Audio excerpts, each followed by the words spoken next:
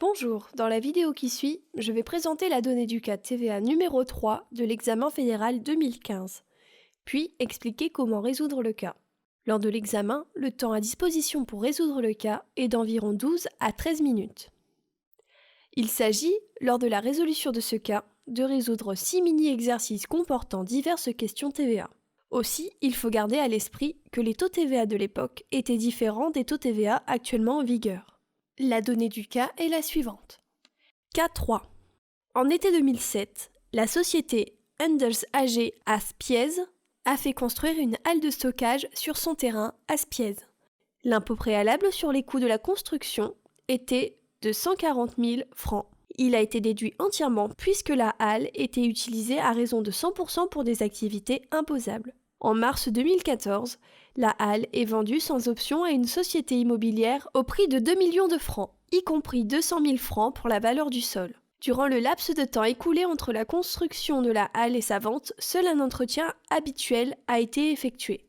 Question 3.1. Quelles sont là ou les conséquences fiscales pour Endels AG suite à cette vente? Veuillez à chaque fois cocher là ou les bonnes réponses.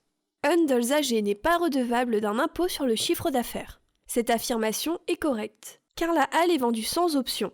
Il s'agit donc d'une opération exclue. Par contre, si la halle était vendue avec option, dans quel cas il s'agirait d'une livraison imposable, la TVA serait due sur le prix de vente sans la valeur du sol. Réponse. Endels AG doit effectuer une correction de la déduction de l'impôt préalable. Cette affirmation est correcte. En effet, il faut savoir que lorsqu'une vente immobilière a lieu sans option, il s'agit d'une opération exclue.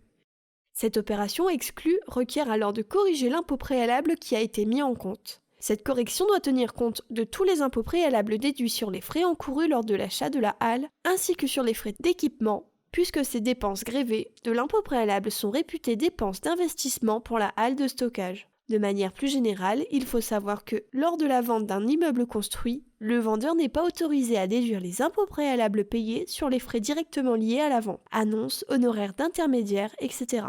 Réponse. Endels AG ne doit pas effectuer de réduction de la déduction de l'impôt préalable. Cette affirmation est correcte car d'un point de vue purement technique, il s'agit d'effectuer un ajustement de la TVA récupérée qui s'appelle dans le jargon TVA une correction de la déduction de l'impôt préalable. Question 3.2. Veuillez indiquer de manière précise la ou les bases légales pour vos réponses à la question 3.1 ci-dessus. Réponse. Les bases légales sont les articles de loi suivants. Article 31, alinéa 2, lettre B, LTVA.